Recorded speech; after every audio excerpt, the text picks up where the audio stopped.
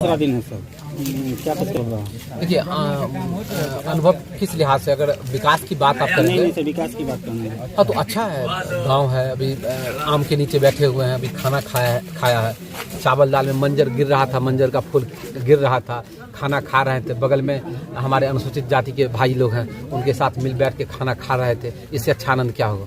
ये जो आप यहाँ पे आनंद ले रहे हैं, इससे बहुत लोगों को दिक्कत भी हो रही है, इसको लेकर सर क्या कहेंगे? अब क्या है, उनको बुलाइए, हमारे पास मेडिकल टीम भी है, उसका इलाज करा देता है। जी, विकास की गाथा बहुत आप कल से सुना रहे हैं, सरायरंजन में क्या क्या विकास हुआ, क्या लगता है सर कमी कहाँ रह जाती है? बस कमी यही रह जाती है कि मैं चुनौती देता हूँ माननीय विधायक विजय कुमार चौधरी को कि अगर उन्होंने विद्यापति नगर में विकास किया है, 1983 से लगातार विद्यापति का नेतृत्व कर रहे हैं, तो मेरे साथ डिबेट करें। मैं उनको डिबेट के लिए आमंत्रण करता हूं। वो अपने आवास पर मुझे बुलाएं और बताएं कि 1983 से आज तक विद्यापति नगर में वो सिर्फ 5 काम बताएं।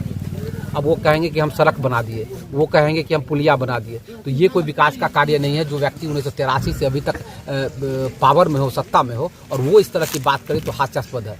पुलिया और सड़क सिर्फ सरायरंजन या विद्यापति नगर में नहीं बना, पूरे बिहार में बना, पूरे भारत में बना। ये कोई उपलब्धि नहीं है। वो सिर्फ 5 काम बताएं विद्यापति नगर के संदर्भ में कि उन्होंने क्या 5 काम किया है, मैं उनका समर्थक हो जाऊंगा। आप लोगों से मिल रहे हैं, मूल समस्या क्या निकल के आएगा? 2 समस्या की हम बात करें तो मुख्य रूप से क्या दिक्कत आ रही है? पानी सबसे बड़ी समस्या है कि आज़ादी के इतने वर्ष के बाद भी आज जनता को साफ पानी पीने के लिए नसीब नहीं हो रहा है। सबसे दुर्भाग्यपूर्ण स्थिति है।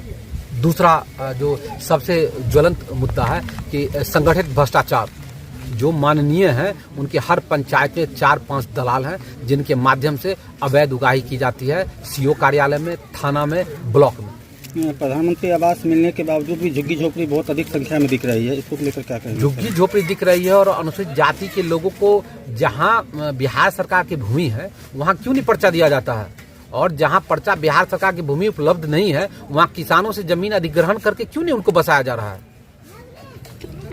आगे सर अब कहाँ का पड़ाव रहेगा यहाँ? अब यहाँ से उठ के हम लोग सुभानीपुर होते हुए मिर्जापुर की तरफ बढ़ेंगे, और जहाँ रात होगी हम लोग तो बस खाना बदोश का जीवन जी रहे हैं। जहाँ रात होगी वहाँ तिरपाल टांग देना है, बस वहाँ सो जाना है, फिर सुबह जब होगी निकल जाना है। कब तक इस प्रकार का जीवन चलेगा खाना? ये 7 दिनों तक विद्यापति नगर में, उसके बाद गेहूं की कटाई शुरू हो जाएगी, तो 10 दिनों का विराम हम देंगे, और 10 दिनों के बाद फिर चलेगा सरायरंजन में। बहुत बहुत धन्यवाद। इतने लोग साथ में चल रहे हैं, उन लोगों का क्या क्या व्यवस्था साथ में लेकर चल रहे हैं? जी, हमारे खाने की व्यवस्था है, और पानी है, मेडिकल की सुविधा है, बिस्तर है, और सब लोग साथ नहीं चलते हैं। किसी दिन 5000 लोग हो जाते हैं, किसी दिन 4000 लोग हो जाते हैं, ये संख्या घटता बढ़ता रहता है। तो ये चूंकि मैंने किसी को आमंत्रित नहीं किया है, कोई टास्क नहीं है कि इतना लोग आएगा ही आएगा। जो लोग आते जाते हैं जुड़ते जाते हैं, सिलसिला चल रहा है। अभी जहाँ पर आप बैठे हुए हैं, पेड़ की छांव है यहाँ पर, खास करके बगल में दलित बस्ती भी है, तो ऐसा आनंद यदि प्रत्येक मंत्री जिस प्रकार से आप कर रहे हैं ऐसा करे तो कोई समस्या रहेगा? आप बात कहते हैं मंत्री की बात। अभी मैं शेरपुर में था, अनुसूचित जाति टोला में, वहाँ मैंने पूछा कि यहाँ के विधायक कौन है, उन्होंने कहा कि आज तक मैंने देखा ही नहीं। क्या बात करते हैं? मेरे पास वीडियो है, वहाँ 1 नहीं 10 लोगों ने कहा कि आज तक मैंने देखा ही नहीं कि कौन है, आज तक हमारे यहाँ आए ही नहीं। क्यों नहीं गए? क्या सुविधा थी जो वहाँ पर पहुँच नहीं पाए? अब ये उनको 5000 रुपया का व्यवस्था कीजिए, और स्कॉर्पियो कीजिए भाड़ा, और पटना जाइए, तब आपको पता लगेगा। वो मिलेंगे 10 बजे से पहले पहुँच जाइएगा। 10 बजे के बाद पहुँचेंगे तो गार्ड अंदर भी नहीं जाने देगा। 10 बजे तक पहुँच जाइएगा तो उनसे पूछ लीजिएगा कि वो क्यों नहीं ऐसा किया। एक साधारण आदमी को 2 वक्त की रोटी नसीब नहीं होता है, कहाँ से 5000 रुपये का भाड़ा करके जाएंगे? अब ये भी पूछने के लिए आपको 5000 खर्च करना पड़ेगा। 5000 खर्च कीजिए, पटना जाइए और पूछिए उनसे कि भाई क्यों ऐसा होता है, और कहाँ वो मिलेंगे और क्यों नहीं मिलेंगे।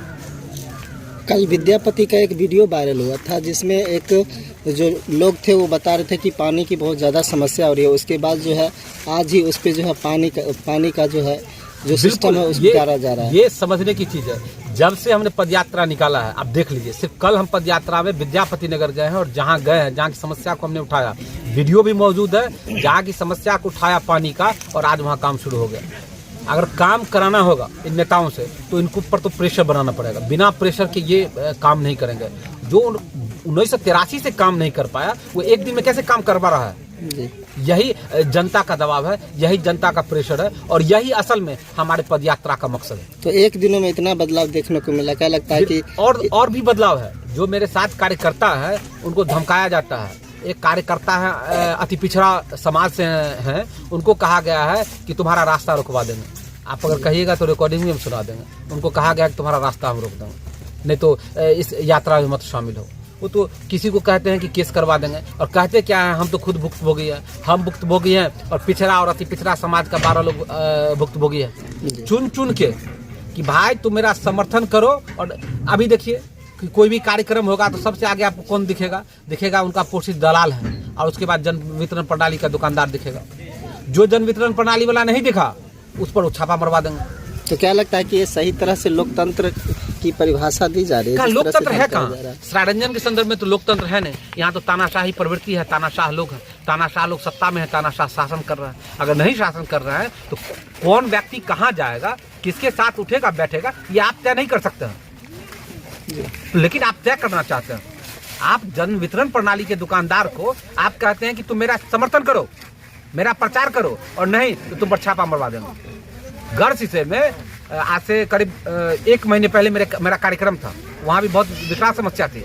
वहाँ के जो जन वितरण प्रणाली के दुकानदार थे उनको कहा गया है कितना अच्छा तो चला रहा हो जन वितरण प्रणाली के दुकान, कथी ले सब चीज में पड़े छो। वो धमकी देते हैं और वो नहीं मानेंगे तो फिर बंगराहा पंचायत के जो पैक्स अध्यक्ष है राजू डीलर, उनकी तरह जो बरहौना पंचायत के 13 नंबर वार्ड के अनुसूचित जाति के हैं संतलाल पासवान, उनकी तरह छापा मरवा के और पहले बंद करवा देंगे और फिर उनका दलाल आएगा कि चलिए मंत्री जी के हम शुरू करवा देते हैं, फिर उनको ले जाकर शुरू करवाएंगे। यही तो प्रेशर पॉलिटिक्स वो करते हैं। आगे जो पदयात्रा की जो रणनीति है क्या रहने वाली? कोई रणनीति नहीं है। जैसे हर घर तक पहुँचने की कोशिश है, जो गरीब गुरबा है हम वहाँ तक हर घर तक पहुँचेंगे, उनसे संवाद स्थापित करेंगे और उनकी बात को हम सुन रहे हैं।